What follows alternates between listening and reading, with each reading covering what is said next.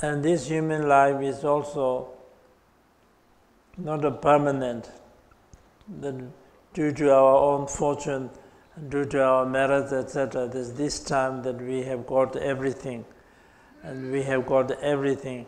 So now, unless we do quickly, everything is impermanent.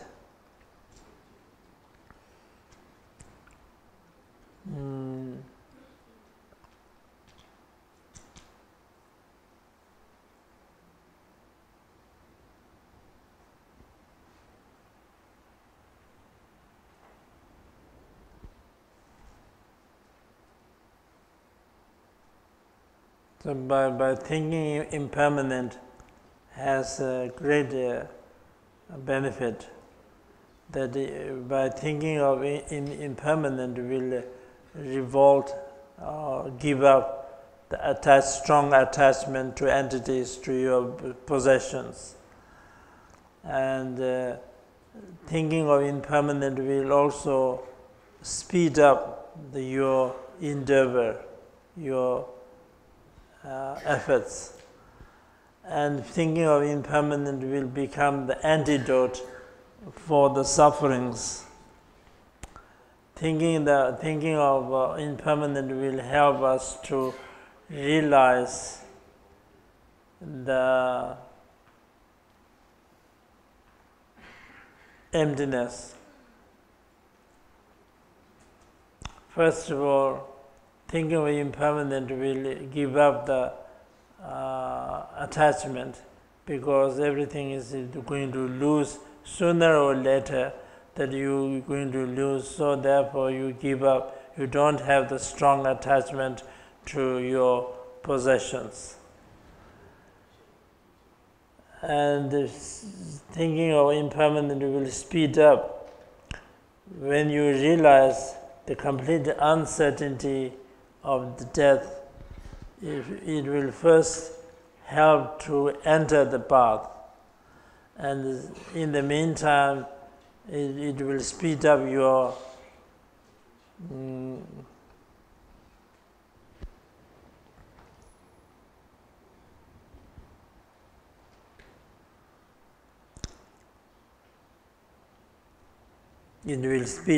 path, and at the end that it makes you a real dharma that is really for the sake of death,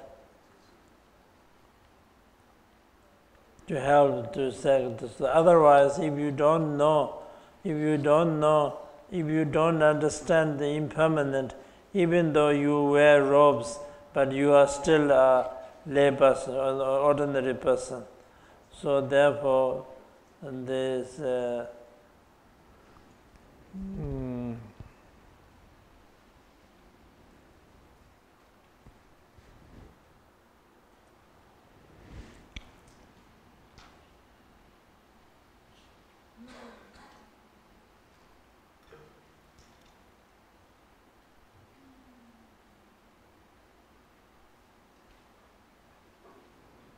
and it becomes the antidote for the sufferings, because when you realize everything is impermanent, then you are not even afraid of the death.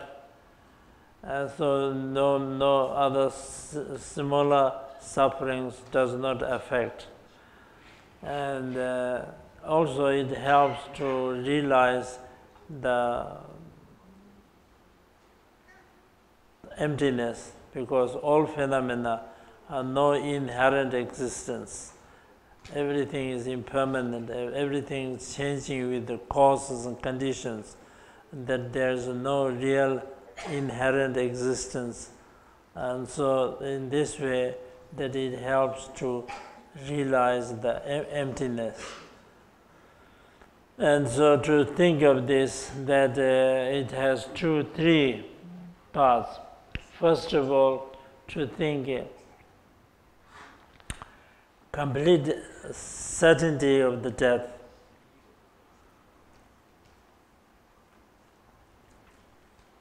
Through this precious human life, that we have to practice Dharma very diligently and very quickly, otherwise, no matter when, everyone who is born have to end with death. It is said the four endings of the compound things. Everyone who is born have to end. Everyone who is gathered and have to separate at the end.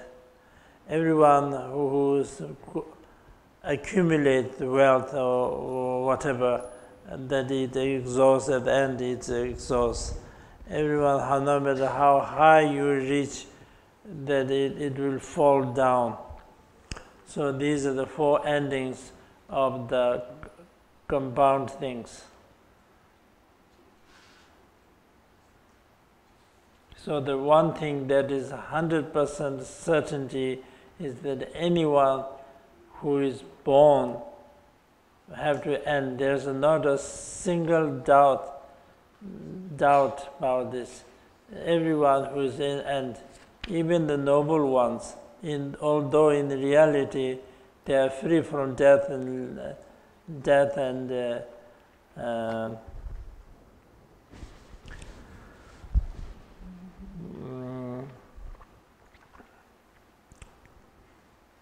then complete uncertainty of the death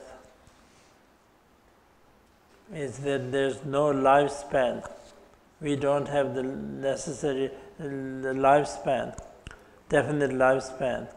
So that when the death will strike to us, that nobody knows. The tomorrow's future and the next life's future, which one comes first, nobody can determine.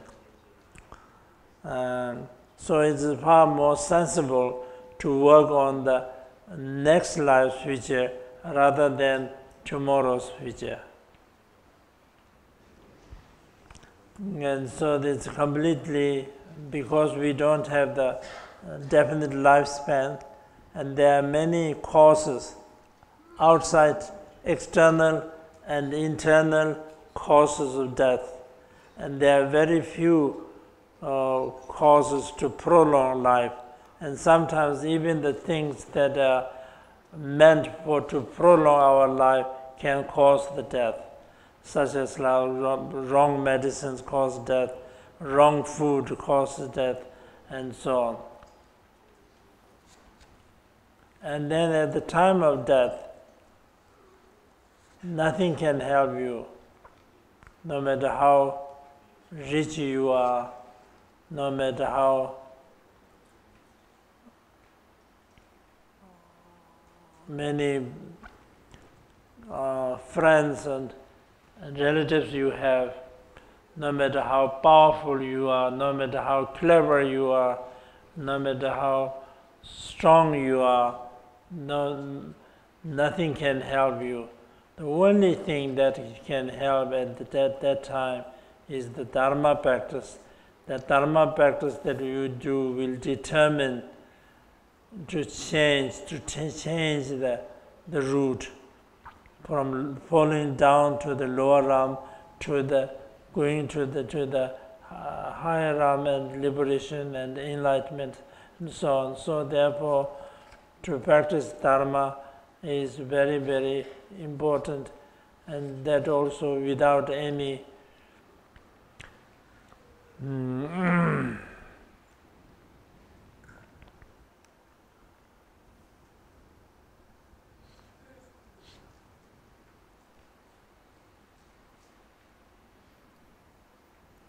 so without any delay.